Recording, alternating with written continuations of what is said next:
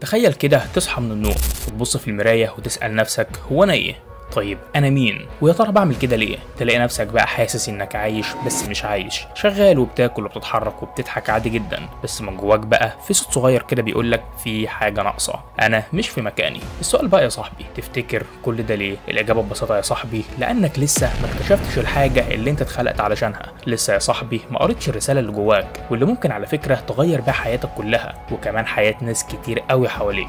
في الاول كده يا صاحبي لازم تعرف ان كل بني ادم فينا جاي ومعاه رساله، لكن للاسف بقى معظم الناس بيموتوا قبل ما يعرفوها اصلا. علشان كده بقى النهارده هنتكلم عن الطريق الحقيقي اللي هيوصلك للمعنى وللهدف وللرساله دي ان شاء الله. فشد الكرسي بقى كده يا صاحبي وخد نفس واشترك في القناه لو لسه ما اشتركتش، واعمل لايك للفيديو لو لسه ما عملتش، وبالمره كده سيب لي تعليق قول رايك ايه في الحلقه دي وحابب نتكلم عن ايه في الحلقات اللي جايه ان شاء الله. ودلوقتي بقى يا صاحبي تعالوا نخش على الخطوات السبعه.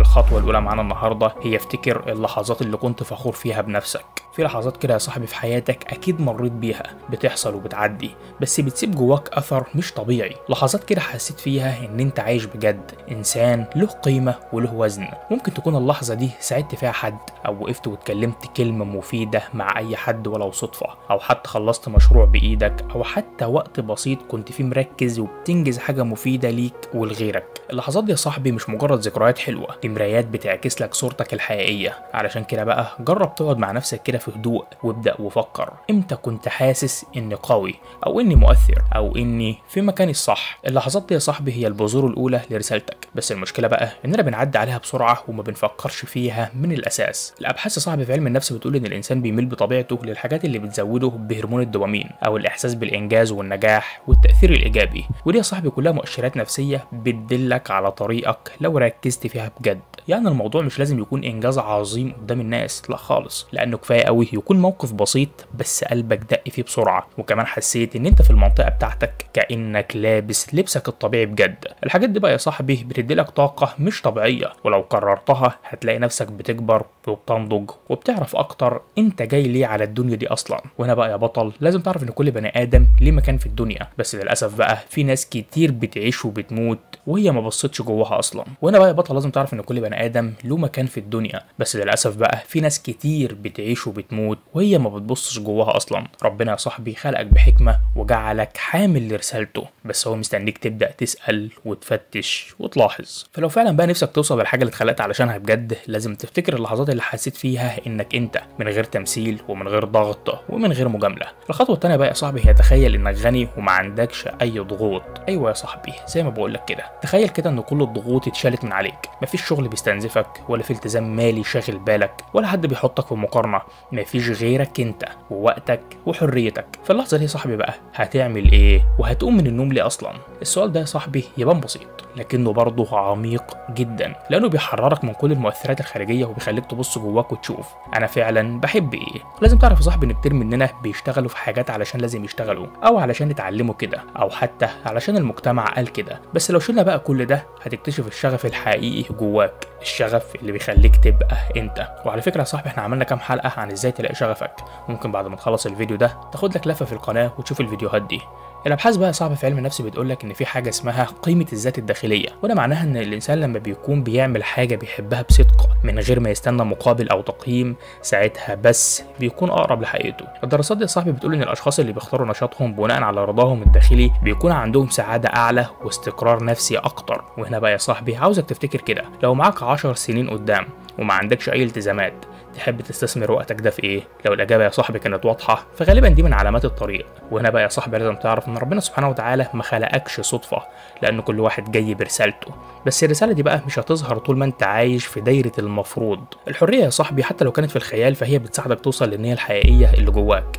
فاسال بقى نفسك من جديد بصدق وهدوء، هل انا فعلا لو محدش حاسبني ولا كنت محتاج فلوس كنت هعيش ازاي وهشتغل ايه ويا ترى هأثر في الناس ازاي؟ وهنا بقى يا صاحبي لازم تعرف ان الاجابه دي فيها مفاتيح كتير قوي، مفاتيح لباب اسمه انا اتخلقت ليه. الحاجه الثالثه بقى يا صاحبي هي تامل في معاناتك. كل واحد فينا مر بوجع وبألم وبتجربه وقف قصادها كده وسأل هو انا ليه بعاني بالشكل ده؟ بس الغريب بقى يا صاحبي ان انت لما تبص ورا بعد ما الالم يهدى ممكن تكتشف ان اللي كسرك ده كان بيجهزك اصلا. وهنا يا صاحبي لازم تعرف ان التجارب اللي وجعتك مش دايما ضدك، لان اوقات كتير هي اللي بتوجهك. علشان كده بقى يا صاحبي فكر شويه، ايه اكتر حاجه وجعتك في حياتك؟ ممكن تكون خساره او فشل او احباط او احساس بالضياع، بس صدقني يا صاحبي جوه التجربة دي غالبا في درس وفي بوابة للرسالة اللي انت محتاج توصل لها وتوصلها للناس.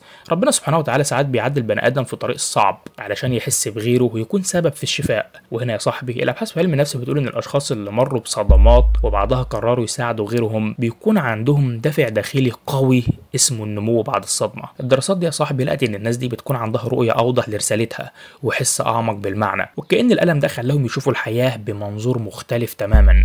التجربة اللي وجعتك دي يا بطل لما تتشاف من منظور أعلى فممكن تكون هي البذرة اللي تطلع منها شجرة رسالتك. وهنا بقى يا بطل لازم تعرف إن كل ابتلاء له حكمة حتى لو لسه مش باينة. ربنا ما بيسيبش حاجة تحصل في حياتك إلا وراها خير كبير قوي، بس الخير ده يا صاحبي محتاج نظرة مختلفة. بس يعني أنت مثلا لما تعيش وجع وتحس بغيرك وتقرر تلوي اللي اتعور فيك، ساعتها بقى يا صاحبي ممكن تكون بدأت تمشي على سكة الرسالة دي. فاسأل نفسك بقى ايه هي الحاجة اللي وجعتني ومش قادر انساها، وهل ممكن اكون سبب في ان حد تاني ما يتعورش زيي؟ لو الاجابة ايوه يا صاحبي فدي بداية الطريق. الخطوة الرابعة بقى يا صاحبي هي بص على قيمك. في الاول كده لازم تعرف ان في حاجات جوانا بنعتبرها عادية، بس في الحقيقة بقى هي اللي بتشكل هويتنا اصلا. انا هنا يا بطل بكلمك عن القيم. القيم دي مش مجرد مبادئ محفوظة، دي البوصلة اللي بتوجه أفعالك حتى وانت مش واخد بالك. وهنا بقى يا صاحبي عاوزك تفكر كده شوية، ايه أكتر حاجة بتضايقك لما تحصل؟ الظلم ولا الكذب ولا الإهمال؟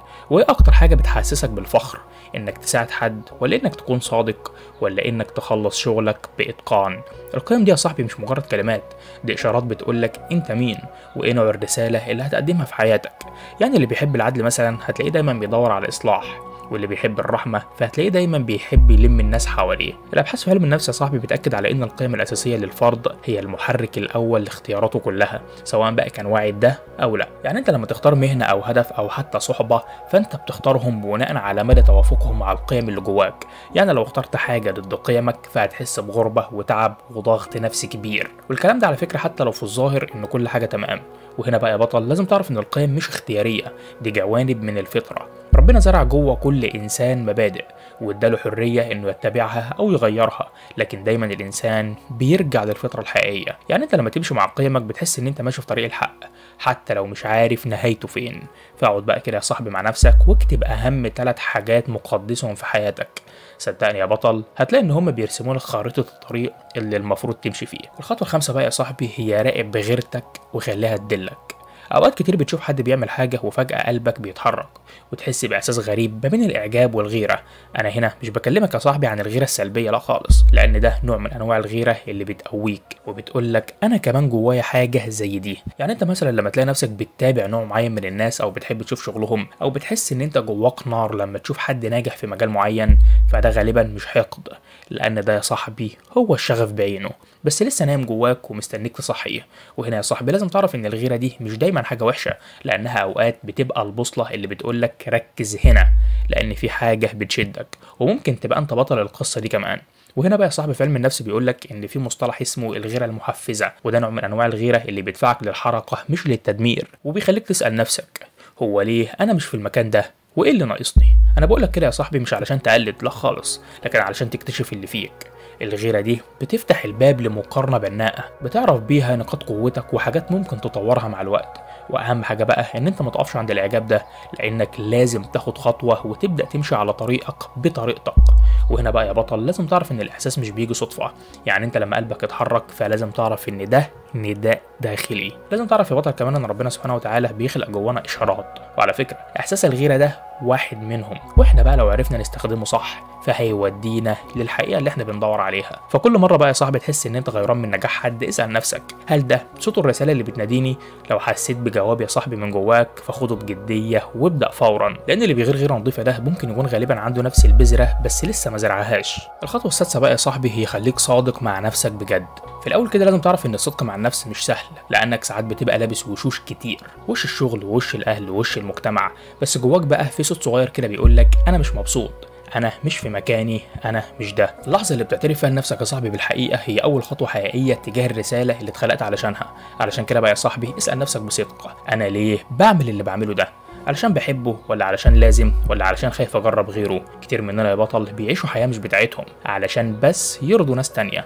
لكن صدقني يا صاحبي بقى عمرك ما هتلاقي نفسك طول ما انت عايش بشخصيه مش بتاعتك. علم النفس يا صاحبي هنا بيقولك ان في حاجه اسمها التنافر المعرفي، وده بيحصل لما سلوكك ما يمشيش مع قناعاتك الداخليه، وده طبعا بيخلي دماغك في حاله صراع مستمر وتعب نفسي. علشان كده بقى يا صاحبي العلماء بيقولوا ان اقصر طريق للسلام الداخلي هو ان الانسان يعيش بانسجام مع نفسه ومع رغباته ومع قناعاته، مش مع توقعات الناس. يعني انت مثلا لما تبقى صادق مع نفسك حتى لو لسه مش عارف الطريق، فعلى الاقل هتبقى ماشي في اتجاهك مش في اتجاه غيرك.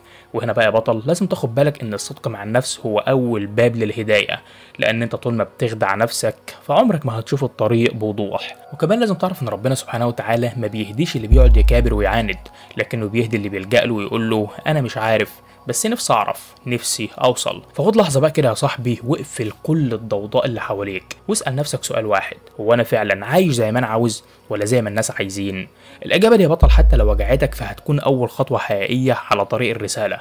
الخطوه السابعه بقى يا صاحبي والاخيره معانا هي صلي وادعي واستخير ربنا سبحانه وتعالى. بعد كل الاسئله والتاملات والخطوات اللي عملناها دي يا بطل لسه في خطوه مفيش غنى عنها، الخطوه اللي بتحطك على باب النور وبتخلي قلبك يتفتح وتبقى شايف كل حاجه بشكل اوضح مهما كنت شاطر ومهما دورت ومهما جربت. لان في حاجات مش هتعرف توصل لها بعقلك بس، في اشارات يا صاحبي ما بتتشافش بالعين، وكمان لان في ابواب ما بتتفتحش غير لما تطرق باب ربنا الاول. وهنا يا صاحبي بقى لازم تعرف ان صلاه الاستخاره دي مش علشان شغل او جواز، دي اداه الهيه ربنا اداها لك علشان تساله يا رب انا تايه وريني طريقي وسددني وخد بايدي للحاجه اللي انت خلقتني علشانها. وهنا بقى يا صاحبي عاوز الفت نظرك لحاجه مهمه جدا، وهي ان العلم الحديث رغم بعده عن الدين الا انه بدا يعترف باهميه النيه والتامل والسكينه الداخليه في اتخاذ القرارات المصيريه. الدراسات بتقول ان الانسان لما بيدخل في حاله من التامل والتسليم بيفتح جزء اعمق في ادراكه، وده بيساعده يشوف علاقات وحلول ما كانش شايفها قبل كده. يعني احنا مثلا كمسلمين ربنا ادانا المفتاح ده من زمان جدا.